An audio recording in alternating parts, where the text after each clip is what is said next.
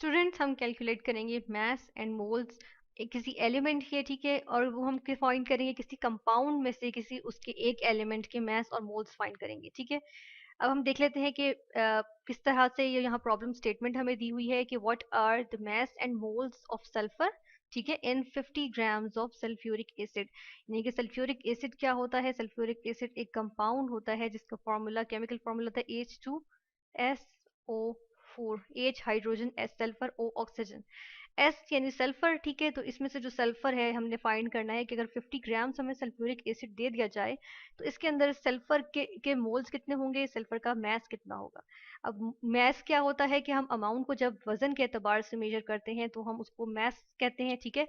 जबकि हम किसी स्मॉल क्वांटिटीज को, जो बहुत स्मॉल यूनिट्स होते हैं, जिस तरह से सल्फ्यूरिक एसिड का अगर 1 यूनिट ले लें, 2 यूनिट ले लें, या मेरे पास मौजूद हो थोड़ा सा सल्फ्यूरिक एसिड, ठीक है, तो उसके अंदर कितनी अमाउंट होगी इसके, अब गिन तो नहीं सकती ना मैं कि इसके अंदर सल्फ्यूरिक एसिड के कितने यूनिट्स होंगे, ठीक है, कितने मॉलिक्यूल्स होंगे, या सल्फर के कितने एटम्स होंगे, तो उसको हम क्या कहते हैं, हम जो है वो काउंटिंग करने के बजाय हम कह देते हैं कितने मोल्स होंगे, ठीक है। तो ये भी एक यूनिट आ जाता है, ये भी अमाउंट को मेजर करने का यूनिट आ जाता है।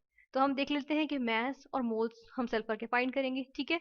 हमें गिवन क्या है, मास गिवन है सल्फ्यूरिक एसिड का, ठीक है, और यहाँ पर हम जो है, यहाँ पर हम ले आएंगे इसका केमिकल, इसका हम जो है वो फॉर्मूला ले आएंगे कि जिसके अकॉर्डिंग हम यहाँ से फाइंड करेंगे।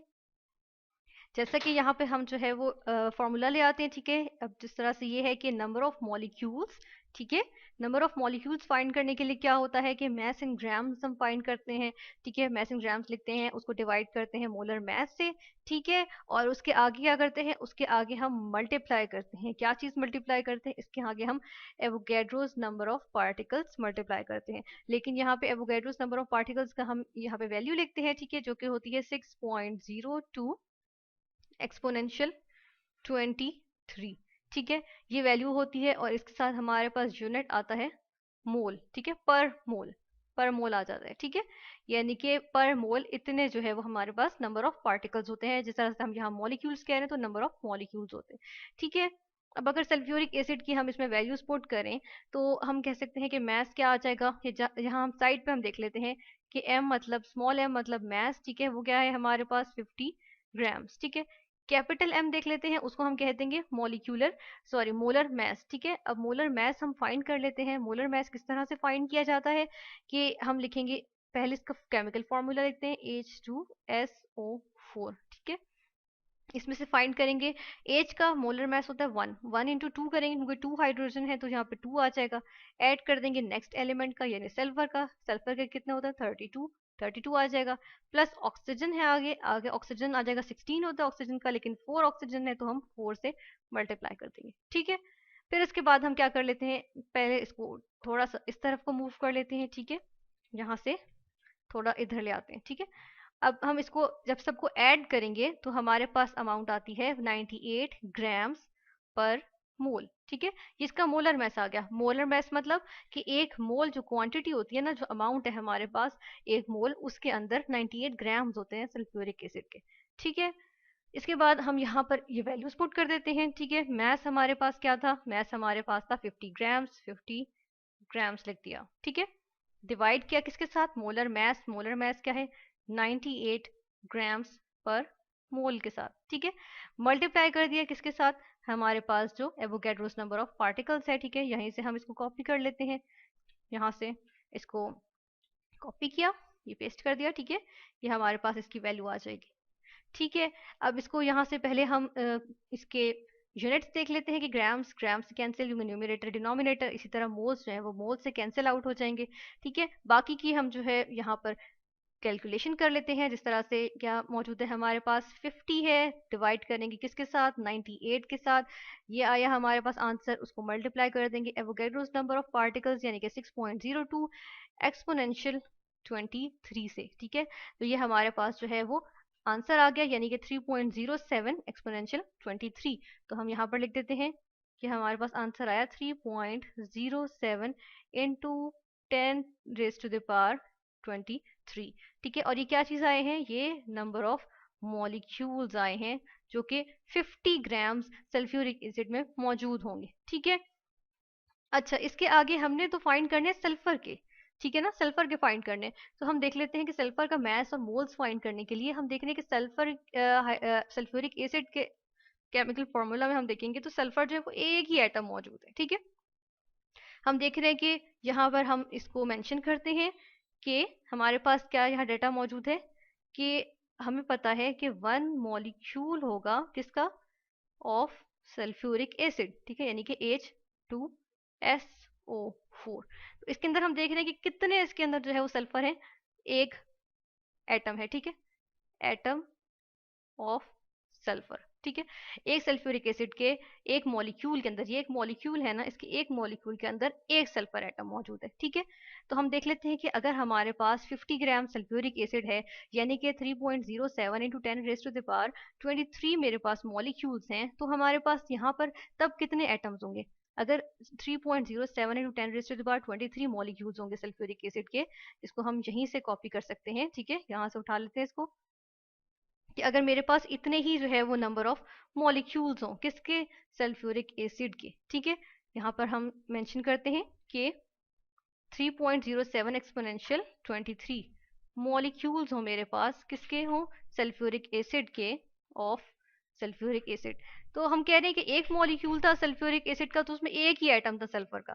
तो इसका मतलब है कि 3.07 एक्सपोनेंशियल 23 अगर हमारे पास मॉलिक्यूल्स होंगे तो उसके अंदर 3.07 into 10 raise to the power 23 atoms ही होंगे ना सल्फर के। ठीक है, एटम्स ऑफ सल्फर। ठीक है, इस तरह से आ जाएगा हमारे पास, ये हमारे पास आंसर आया। ठीक है, और इसके बाद अब हमें क्या फाइंड करना है, हमें तो मास और मोल्स फाइंड करने हैं सल्फर के, यही फाइंड करना है। तो इसको फाइंड करने के लिए हम क्या करेंगे, हम फिर से ऊपर वाला फॉर्मूला जो है वो कॉपी करेंगे। ठीक है, इस वाले फॉर्मूला को हम यहाँ से ले लेंगे, इसी को यूज करेंगे फिर से। ठीक है, इसको हम पूरे को यूज कर लेते हैं यहाँ से, इसको हम प्रॉपर कॉपी कर लेते हैं यहाँ से। ठीक है, ये इसको हम यहाँ से उठा लेते हैं और हम इसके अंदर अब वैल्यूज पुट करेंगे। अब इसको पहले अरेंज करना पड़ेगा क्योंकि डाटा इसके अकॉर्डिंग नहीं मौजूद। ठीक है, यानी कि हमारे पास अब क्या क्या मौजूद है, नंबर ऑफ मॉलिक्यूल्स मौजूद हैं जो कि क्या है 3.07 into 10 raise to the power 23 molecules मौजूद है। ठीक है, और क्या चीज मौजूद है, मैथ हमें नहीं पता। ठीक है, नहीं पता ना, और हमें मोलर मैथ पता है, हमने यहाँ पर भी निकाला था। ठीक है, जब हम सल्फ्यूरिक एसिड का निकाल रहे थे सल्फर का, हमने कहा था 32 है, तो यहाँ से हम 32 लिख सकते हैं। ठीक है, तो यहाँ पर आ जाएगा मोलर मास 32। ठीक है, और मल्टीप्लाई करेंगे क्या चीज, 6.02 into 10 raise to the power 23, ये हमारे पास आ गया एवोगैड्रोस नंबर। ठीक है, ये लिख दिया हमने। अब हम क्या कर लेते हैं, यहाँ पर हमारे पास पर मोल है। ठीक है, पर मोल, और यहाँ पर हमारे पास ग्राम्स पर मोल है। अब यहाँ पर क्या होगा, कैंसिलेशन होगी, मोल की मोल से कैंसिलेशन हो जाएगी। ठीक है, और यहाँ पर हम क्या कर लेते हैं, एम को, क्योंकि एम फाइंड करना है, इसको एक जगह रहने देते हैं और बाकी क्वांटिटीज को हम दूसरी साइड पे ले जाते हैं। ठीक है, तो ये इस तरह से हमारे पास कुछ बन जाएगी कि यहाँ पर हम वैल्यूज लिखते हैं कि एम इज इक्वल टू, इसको उस तरफ ले जाए तो मल्टीप्लाई हो जाएगा 32 into 3.07 into 10 raise to the power 23। ठीक है, ये आई वैल्यू, और एक और वैल्यू हम यहाँ पर जो है, सॉरी, यहाँ पे डिवाइड करेंगे क्योंकि यहाँ मल्टीप्लाई हो रही है इसलिए डिवाइड कर देंगे। ठीक है, तो यहाँ पर आके वो मल्टी डिवाइड हो जाएगी, तो ये आ जाएगी हमारे पास एवोगैड्रोस नंबर। ठीक है, अब यहाँ से हम जो है वो वैल्यू निकाल लेते हैं। इधर हम देख लेते हैं कि क्या है हमारे पास, 32 है, मल्टीप्लाई बाय हम क्या करेंगे 3.07। ठीक है, और ये है एक्सपोनेंशियल 23, एक्सपोनेंशियल 23। ठीक है, इक्वल्स टू ये आया, डिवाइड कर देंगे इसको किससे, 6.02 एक्सपोनेंशियल 23 से।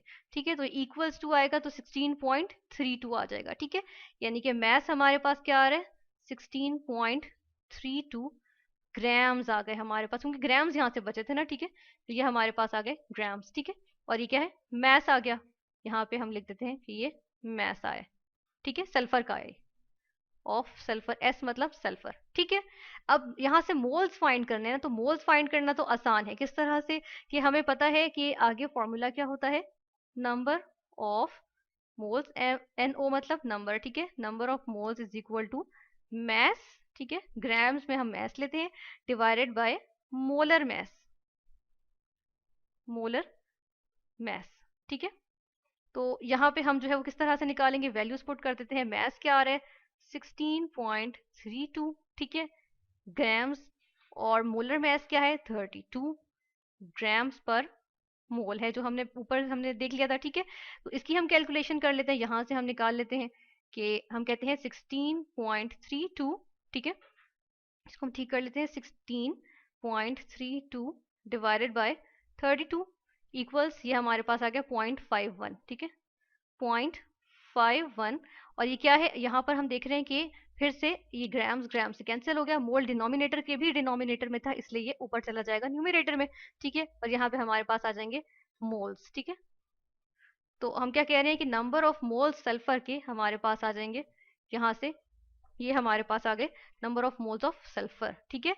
इस तरह से हमने निकाल लिया कि कितने मोल्स जो हैं वो सल्फर के हमारे पास मौजूद हैं, किसमें, 50 ग्राम्स ऑफ सल्फ्यूरिक एसिड में। तो ये हमने जो है वो फॉर्मूला लगाया कि नंबर ऑफ मॉलिक्यूल्स जो है वो इक्वल होता है mass in grams divided by molar mass into Avogadro's number, और इससे हम जो है वो इस एक फॉर्मूला को हमने 2 दफा लगाया है और हमने क्या निकाल लिया है, हमने जो है वो सल्फर के निकाल लिए मोल्स और मैस।